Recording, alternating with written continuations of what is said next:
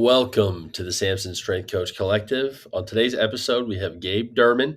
Gabe is a man who wears many hats. However, his most notable roles are going to be human performance and education specialist with Keiser and founder of online fitness company Kinect. I loved this conversation with Gabe, and we talked about it even a little bit after the show about how great it was to hear about somebody who found their role within the strength and conditioning field and has been extremely successful and enjoys what they do. Overall, I think it was really, really fun for me to just hear about his process and his journey that he's experienced. And I think it'll be really valuable for you listeners as well to understand exactly how he got to where he is today in the field. As always, thank you for listening, and I hope you enjoy.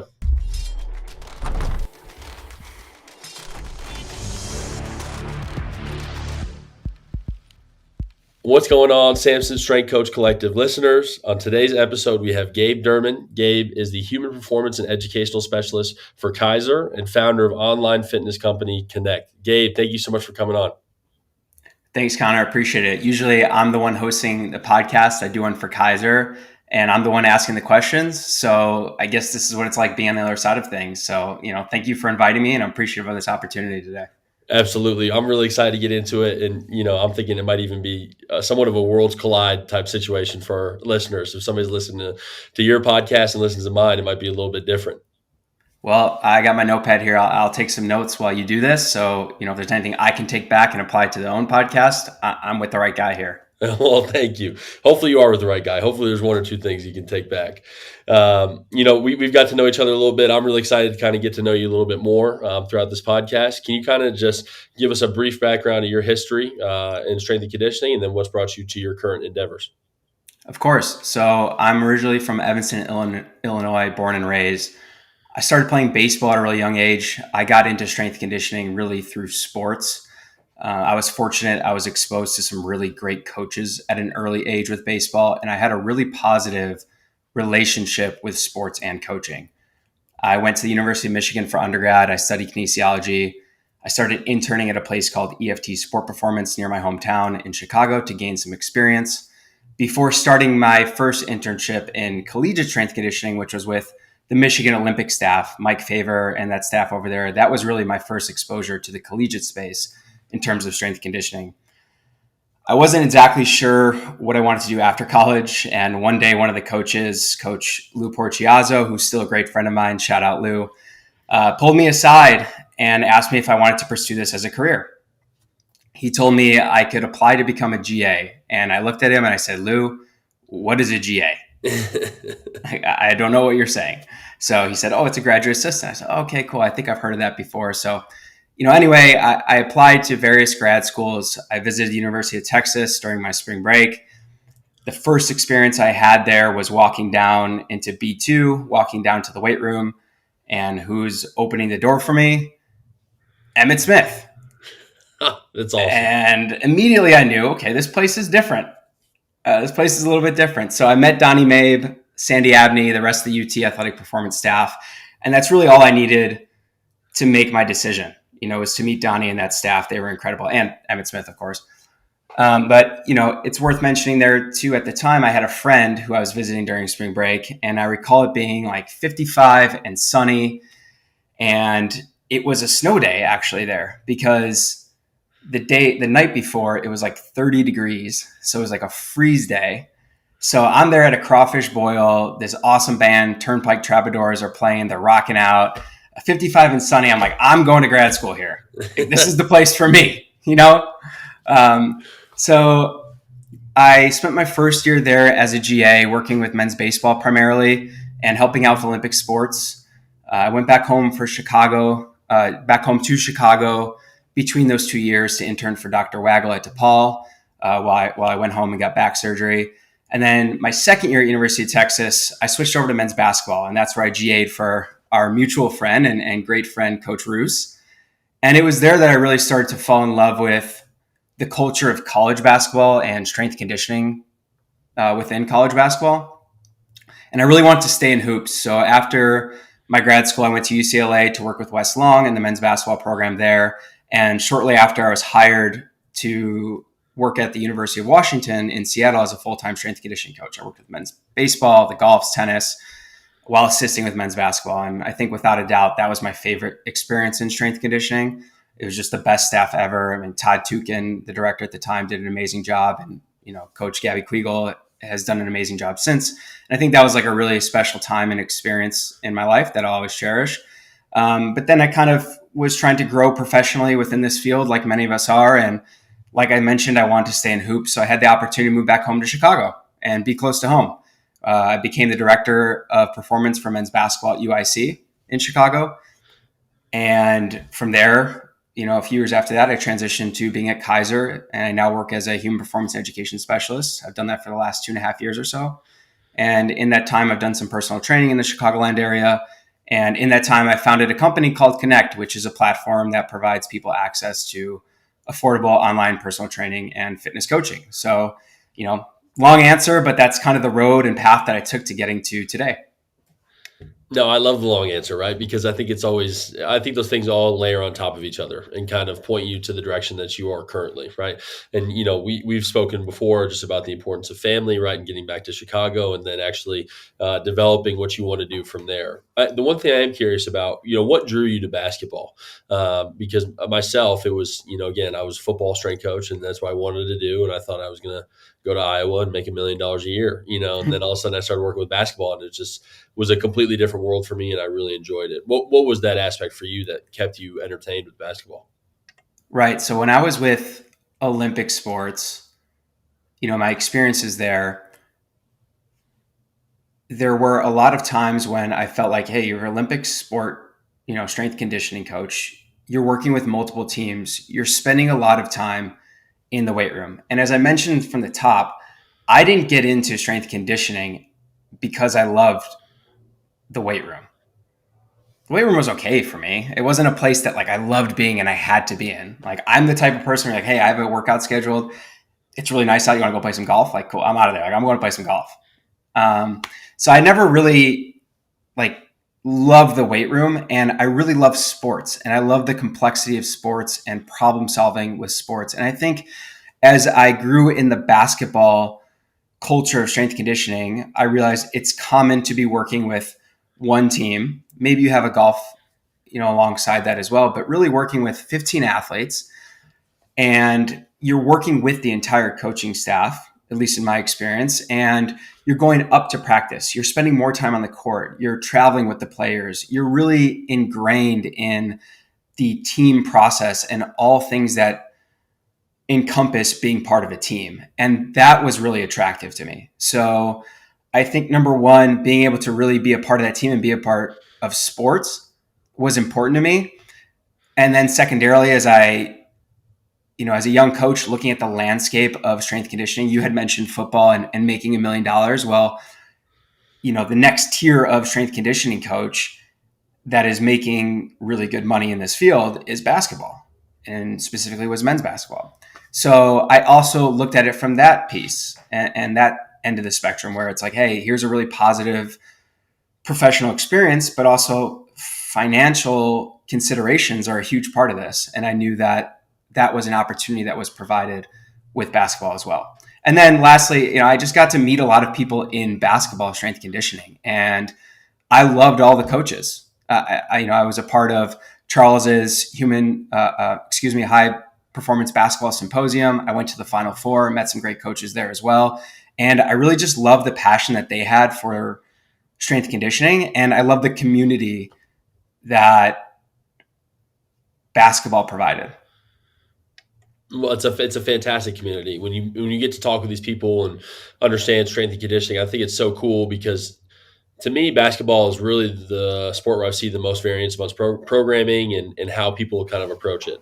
And so, you have your microdosing groups, right? You've got guys like me who like the strength based work, right? And so it's all kind of a blend of what you want to see separately. When you get to talk with these coaches, I feel like I learn something new every single time I talk with another basketball strength coach. Even if it's directly with the sport that I work with on a daily basis. So I agree with you. I think the community is a really cool piece, and I think they're super open. The other coaches I've spoken with, I've never reached out to a coach, yourself included, right?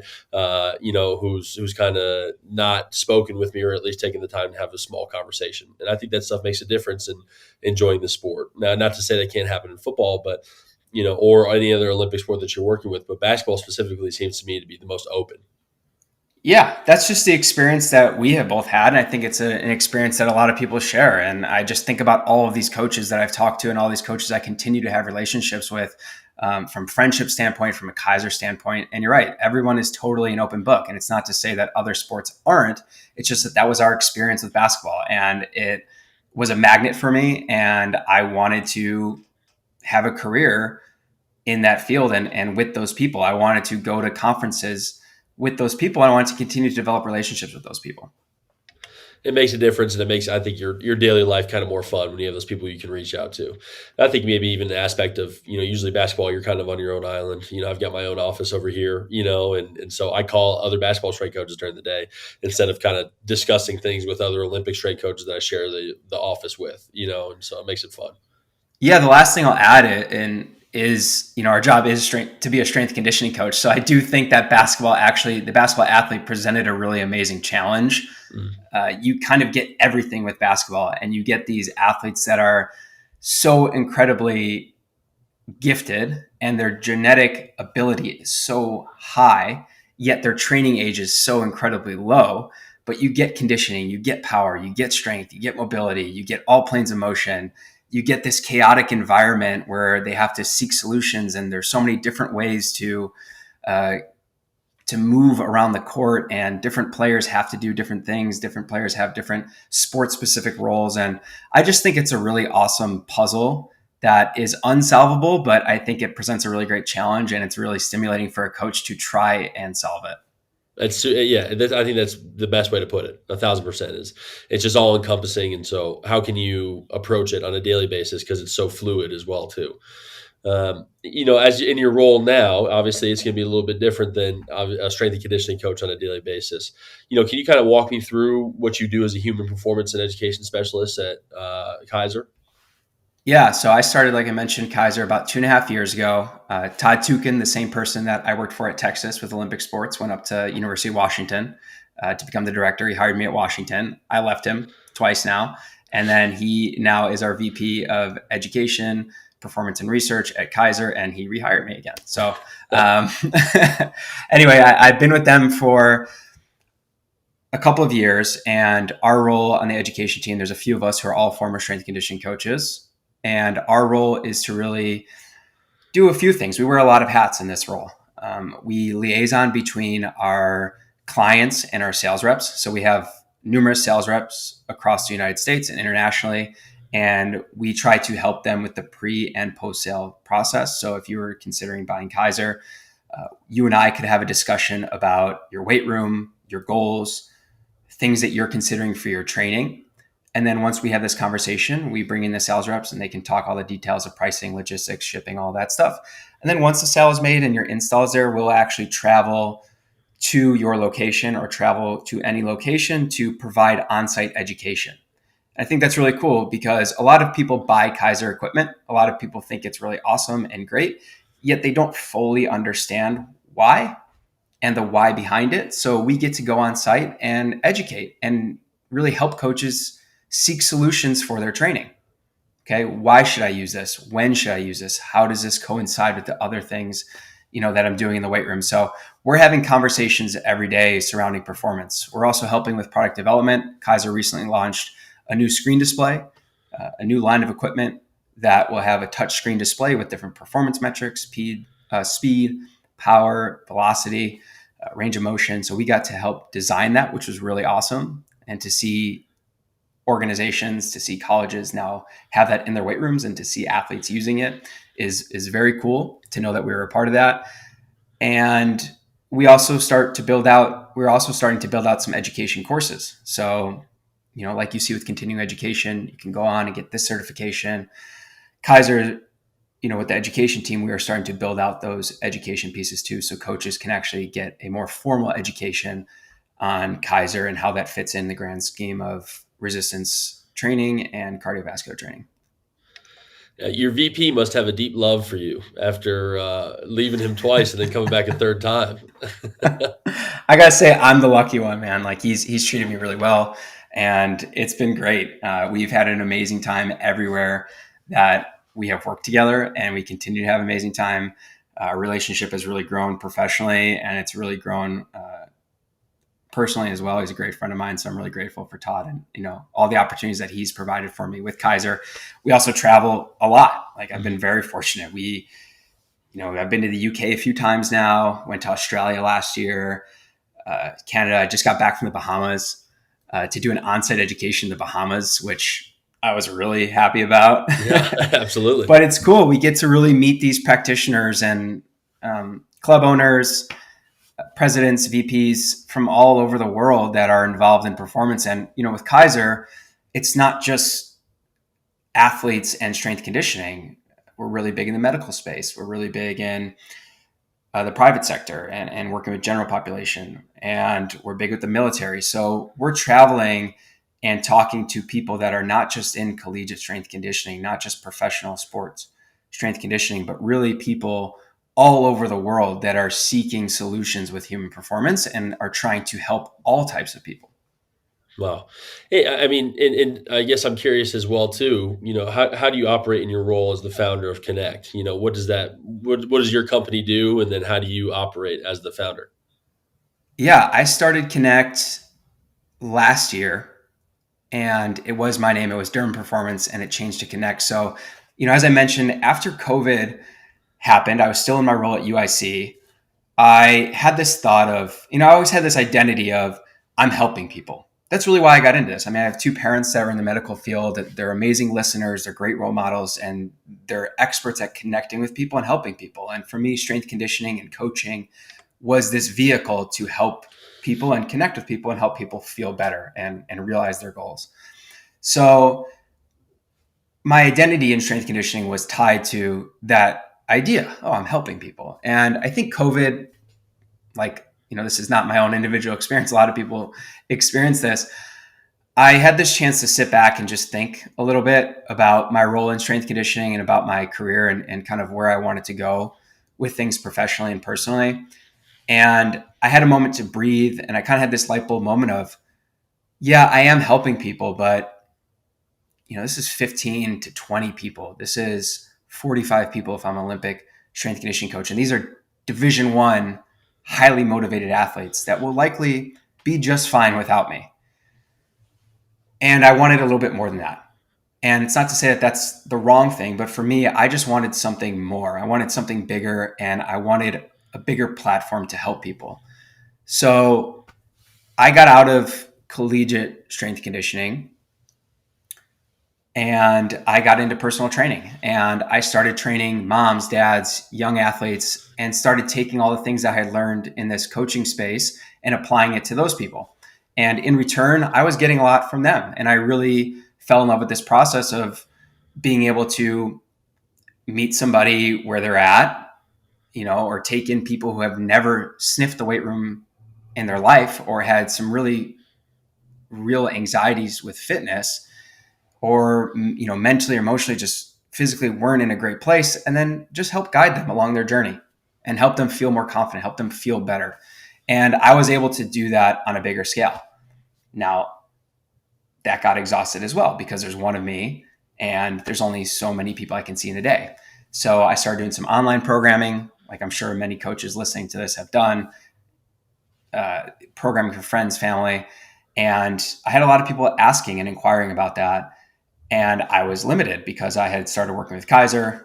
I was seeing clients in person, and I wanted a better way to do that. And that's why I built Kinect. I wanted to find an enjoyable experience for people with online training. I wanted to be able to provide programs and coaching for people with a really great user experience.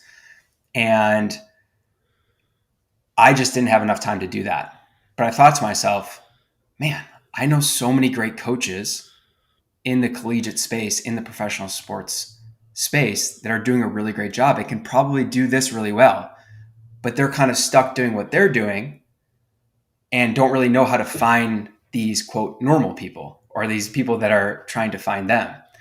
So I thought to myself, well, what if I took this person who's a client and paired him with one of my friends who's a coach? Maybe everybody wins there. So I did that with one person. I did that with Tyler Janota, who was a guest of yours also. And I paired a former athlete of mine with Tyler. Tyler did an amazing job with him. And I thought to myself, like, this could be a very real business. And why not continue to do this and grow this? So that's kind of why I started Kinect and why I founded it. I wanted a platform that could help me reach out to a lot of different people, not just help coaches, but help people. And now, instead of seeing people in person with my in person training, I have clients. So we have clients all over the United States, and my reach is not limited. It's not limited to these 15 to 20 people that I could see every week. Our reach is really, really big now, and it continues to grow with every single day. So the goal for you was to really, I guess I don't want to put this in your own word, and I'd take it out of your words, right? But it was to be able to influence people who may not have been fine without you, right? Like you spoke about the Division I athletes. Typically, they'll have a process of getting better, and they'll be able to improve because they're highly motivated people. It was to reach people who were of different subsections of life, right, and different motivation levels, and would need somebody like you to help, and then trying to reach as many people as possible. Yeah, I mean, I think strength coaches and my peers in this field, our peers in this field, do an incredible job, not just with the X's and O's, but what we take on, what we're willing to do for clients. We have a servant mindset, obviously, and I think we're incredible listeners. And I think we try to do a really great job of putting the client, putting the athlete, putting other people first when we make decisions related to programming. So I think those same skill sets, that same skill set applies to working with Gen Pop. And I think Gen Pop and or youth athletes and really anybody, they are looking for a guide, somebody that can help them along their journey. And I think that we are exceptional with that. And I think it meshes really well, taking these collegiate and professional strength and conditioning coaches or personal trainers and creating a marriage between them and a client who is looking to make their lives better. I just think, given our experiences, we're really great at that. So that's really was the beginning of it. And I was surprised to see how well it was working. And it really started to gain a lot of traction and has gained a lot of traction. And I'm really looking to grow that business as big as I can because I get feedback from our clients. I get feedback from the coaches working with those clients, and it's all terrific. It's awesome. And I think we can make a really big impact and we can have a really big reach. And we can really help a lot of people who, in my opinion, are looking for that help. And if they don't get it from us, they'll go find somebody else to try to help them. And I think we do a really great job. And I think we can provide a really great service for them where we become the solution for them and the permanent solution for them. Have you seen more fulfillment out of this role as a coach now, obviously versus the collegiate sector? Do you feel like you've reached what you were looking for when kind of making that pivot to this side of the field? Simply, yes, but it's a different type of fulfillment. I mean, I look back at some of the experiences we had from strength conditioning, and some of the fulfillment that I got there, I don't get in this role. I mean, I'm a highly competitive person. I love sports. I want to be in those moments. When I was with Washington, we went to the College World Series. Like those moments were incredibly fulfilling, but I also had those moments. And this is fulfilling in another way for sure. So, short answer, yes, but it's just a different type. And now I feel that we have this platform that can continue to grow. I still feel like we're in the early stages with it. So, simply put, yes. And then also secondarily, I get a lot of fulfillment from my friends and family. Like I'm back in Chicago, like I mentioned, my path kind of took me back to Chicago, and those people are really important to me. And some of that was missing in my collegiate strength and conditioning career. And now I feel like I'm more available to those people. So we, not just clients that need our help, not just athletes that need our help, but I have a lot of friends and family here that I have great relationships with, and I want to be available to them when they need me. And I feel like I can do that now. And I get a ton of fulfillment, more than I ever would from anything else, just through that. I think that piece is interesting and it kind of hits home for me, especially as I'm making plans for the summer, right? Because you moved closer to home to UIC and to be near Chicago, and to be near your family, but still, it's the demands of the job don't necessarily allow you to. It's almost like the theory is that you can spend more time with family, but then the application doesn't really follow through because of how much you have to do with that specific job. Like, right now it's okay. Well, we'll see my parents once a weekend, or once a month. And then we'll see my fiance's parents once a month because we moved closer specifically to do that. And now we've got 2 free weekends in a year, or in that specific month. And then now, oh, my buddy Tim from college wants to come down and visit. And then, Tess's maid of honor is going to be here as well too. And so it fills up, and it almost feels like to me when I do have a free weekend and I have an opportunity to see family again, it's almost like I understand the importance of seeing the family, but it's like, man, I want to protect this free weekend that I have because this is about going to be the only 2 true days I'll have off without seeing somebody or doing something else in the off season. And then 6 months of the year, we're going to be playing basketball. So that's kind of out of the question, so I feel like, did you kind of experience that same thing working in the collegiate sector while still being close to home? Yeah, Connor, it's hard. Like being in this field is hard, and you hear people talk about it. I listened to a few episodes where coaches were talking about that, and they were considering, looking at other interns that they had previously. They said, oh, this person's not going to make it. This person's not going to make it. But it really, ultimately, you have to decide what is important to you. And for me, family and friends were really important, and it was incredibly hard. Early on, 22, 24, I was fine moving around. I was like, this is fun. My friends are all trying to figure it out. Nothing's really changing. I'm the youngest of three, and my two older siblings at the time didn't have kids. So I was just trying to have some fun and move around and work my way up this ladder of strength conditioning. And I was really motivated to. As I told you, I moved back to Chicago because I said, oh, cool. I get the opportunity to do strength conditioning in my profession, which I love. And I get the opportunity to be around these people that I really love. But I didn't really get to see those people much. And I thought to myself, if I don't get to see them now, how is this ever really going to change? And again, this depends on who you are. For somebody like me that wanted to see those people more often and were really important, it was really important for me to be able to go see them. It just wasn't enough for me. So I thought, if I'm with a young coach right now who wants to work their way up and wants to get a job at a high major, I'm going to have to move again. And I'm going to have to move away from these people. So if it's not happening in this situation in Chicago at home, it's not going to happen for me. And that was that aha moment. That was that breathing moment during COVID. And then that was paired with the other thought of, impact and reach and what I really wanted out of this experience with coaching. And I think all of that was a mixed into my decision to ultimately move on from the collegiate strength conditioning space. Well, you made this pivot, and like you said, you were trying to climb the ladder. You understood what it was going to take to get there. Was there somewhat of a grieving process, understanding that you were going to pivot into a different field, or not field, but a different section of the field, or change what you were doing? Did it almost feel like you were losing a part of yourself a little bit? It's a great question. When I think about it, I thought about the work that I had put in to get to where I was at the age that I was at. And that was hard to let go of. And I was really, really motivated to, intrinsically motivated to do a great job and to climb the ladder. But also, I kind of felt like I owed a lot of the people that I worked for previously. I owed them the work and I owed them the effort that it took to climb and do a really great job.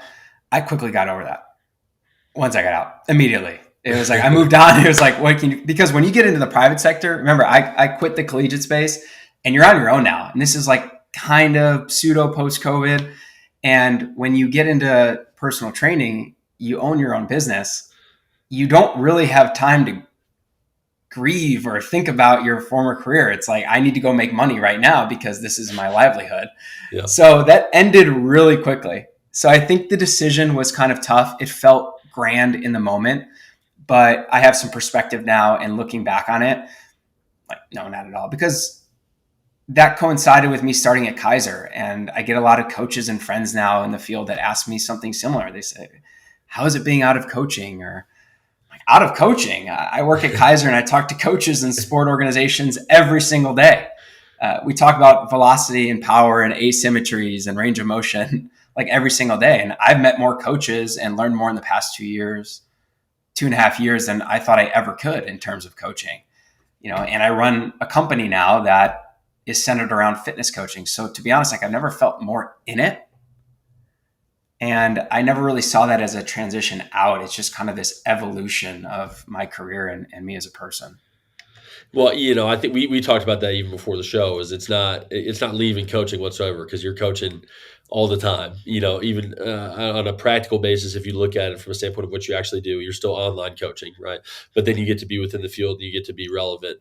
I think the piece you said about worrying about the people who helped you get to that position, is so interesting, because I can think of interns or people I've worked with in the past who, have said like, "Oh, I might want to be a high school strength coach," or I don't know if basketball is really for me, right? And it's like they've kind of felt like they were letting me down in that situation. I'm like, I couldn't be more happy for you, because I want you to do what's going to make you happy, and all the people you've worked with feel the same. But it's almost hard to kind of let go of that piece just a little bit. But then, like you said, I'm sure having to get out there and make money made the difference.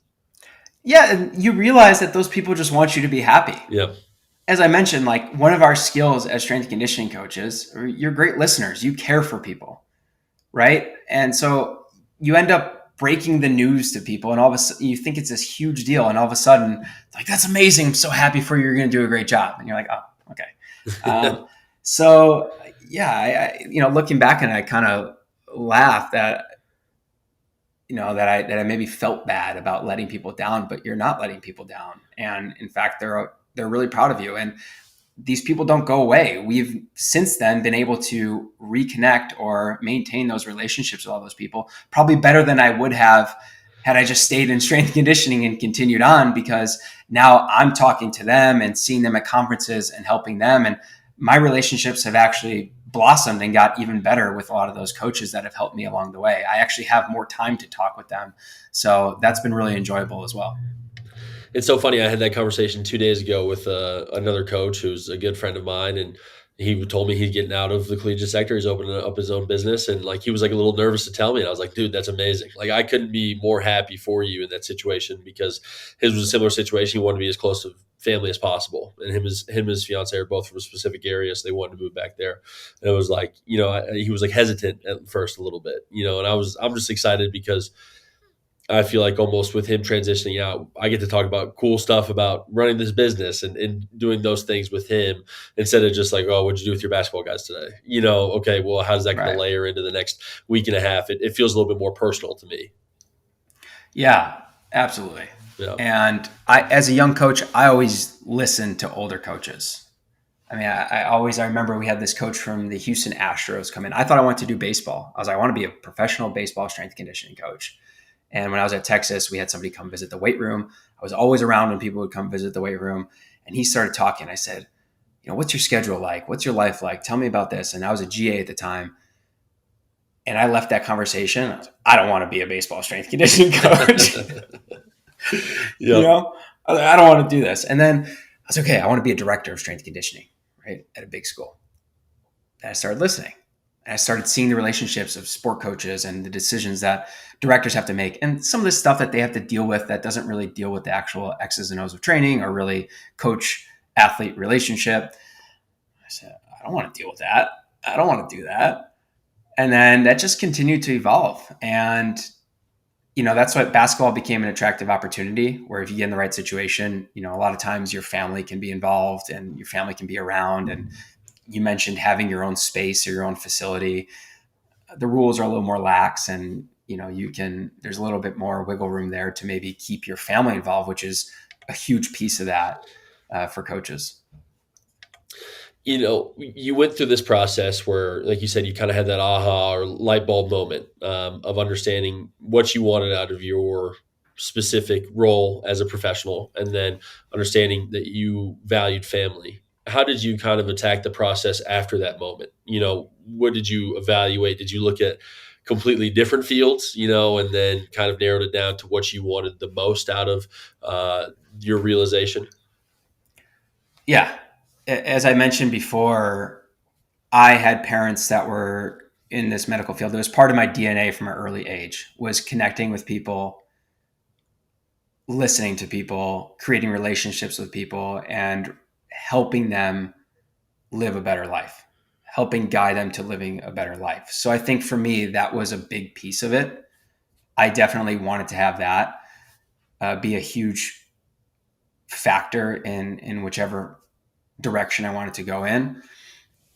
Curiosity was really important to me. I wanted to be in a position where I can continue to learn and grow. So I got that opportunity with Keiser in strength conditioning and in performance.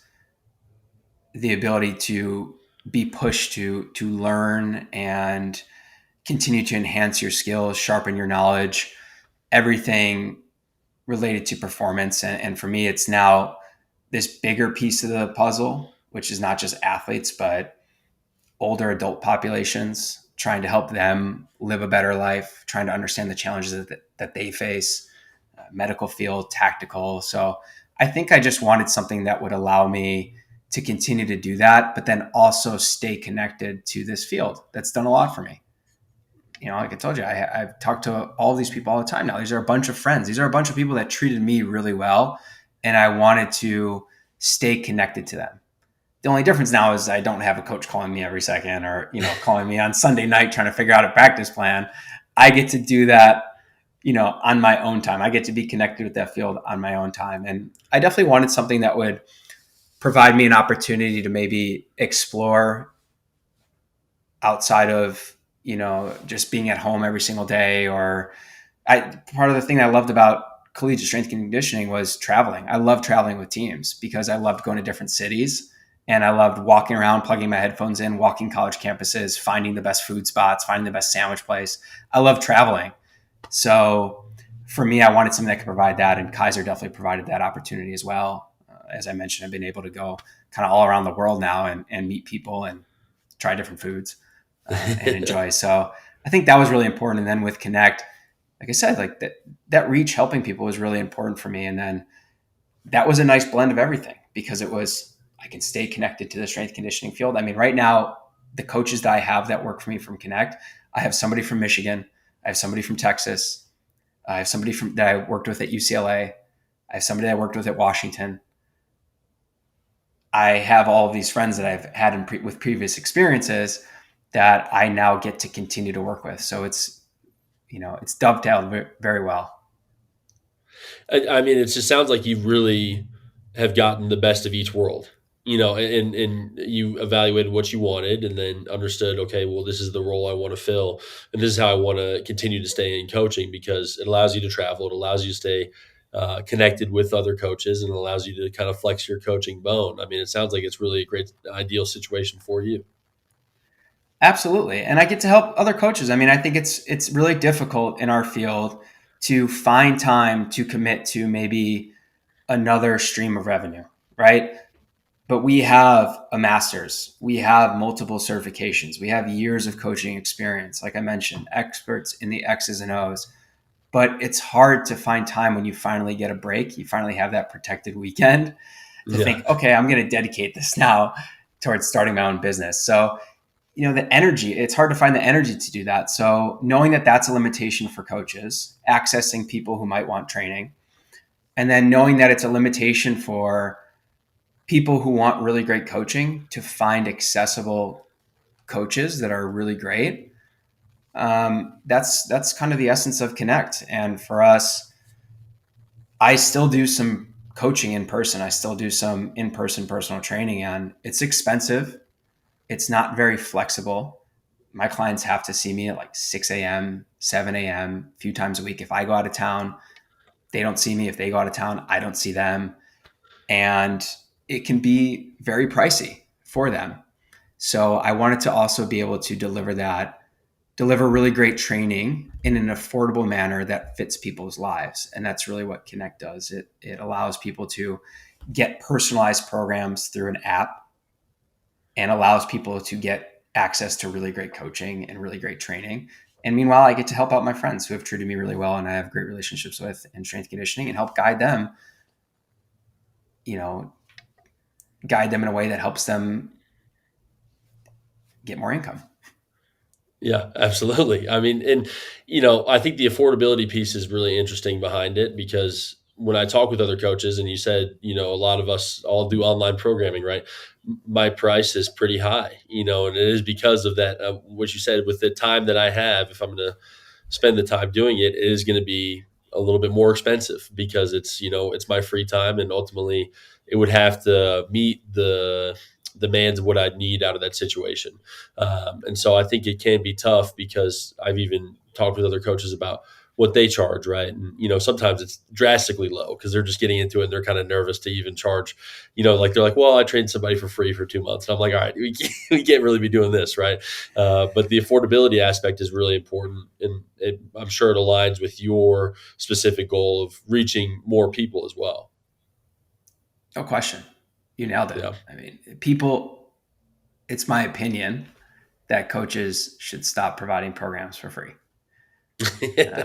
People will pay for your experience, and they're willing to pay. They're willing to pay somebody else if you're not going to do it. And if you're going to provide it for free, they're going to take advantage of that. Oh So yeah. I highly recommend charging for it, not feeling guilty charging for it. And if you're not going to charge for it, try to at least have some sort of exchange where this person has access to something that is beneficial for you, and you can at least trade them something of value. The old bartering system. Yeah, barter. Totally Come on. barter. Come on, man. Absolutely. You free training for an ox, free training for a year for an ox or something along those lines. Well, that's where, in personal training, now I have access to not just athletes, from my former career, but the ability to have moms and dads and people who are, people who can afford personal training are pretty successful in what they do. Mm. So now my day-to-day conversations are, hey, what do you do? What's your life like? How can I learn from you?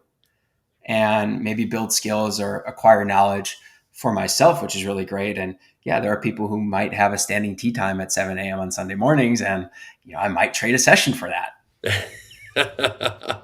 Well, it's only fair, and I think that process is really cool too, to learn from experts in other fields. Exactly like you just said, like those people are successful. There's somebody I train who, he's really successful within the farming community. And it's just interesting for me to hear about it, because I would never understand, the cabbage process, but it's very intricate.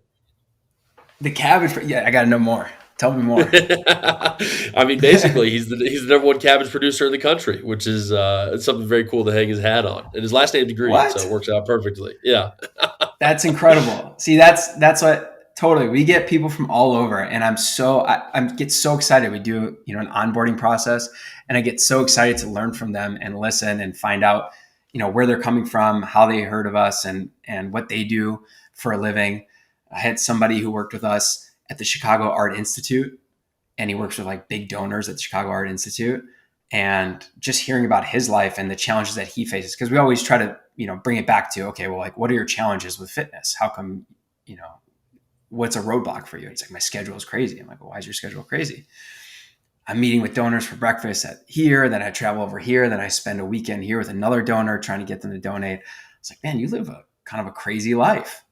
Like, this is really cool. So I think connecting with more people, like we talked about, being able to travel more, expand the reach. It's not really pivoting away for me. It was never thought of it of a pivot away. It's just an evolution and a growth in the reach that I can have with people. And instead of 15 to 20 people, I can go anywhere. I can go to any country. I could connect with anyone from anywhere and really learn from them. And like I mentioned, I'm a very curious person, and I can learn from anybody. So I think that's really been fulfilling for me in that way. I see it as pivoting into what you wanted out of the field. Nailed. There you go. That might be the title of your book, Pivoting Into. Yeah, we always talk about pivoting away from something. Yeah. It definitely feels that way, and has been really fulfilling in many ways. And I still think we have a really long way to go. There's a lot of growth to be had and everywhere, and for me personally. And I think that, I'm really excited about what the future brings in a lot of different areas for sure. That's amazing. Well, Gabe, thank you so much for coming on, man. I really appreciated the opportunity to get to know you better, and I really enjoyed the conversation. It's always really, really cool for me to hear from fitness professionals who get what they want out of the field. I think that's really the key piece that I've taken away from today. If anybody wanted to reach out, or if they were curious about Kinect or anything that you mentioned, what would be a good way to follow you on social media or kind of get in contact?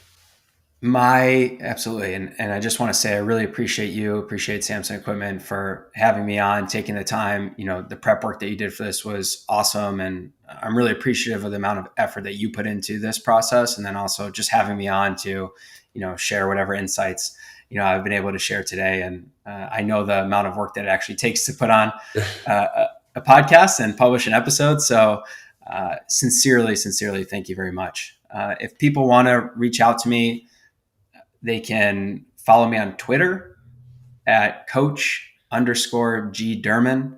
They can also visit our website, www.kinectcoach.com. Kinect is KINECT. And then also we have an Instagram page as well that is at Kinect Coach, where they can follow and learn more about Kinect. But, if anyone ever wants to reach out to me, I think the best place, just shoot me a message on Twitter, and I'm more than happy to, DM you and set up a phone call or anything that you'd like. And I'm more than happy to reach out to anyone who's listening.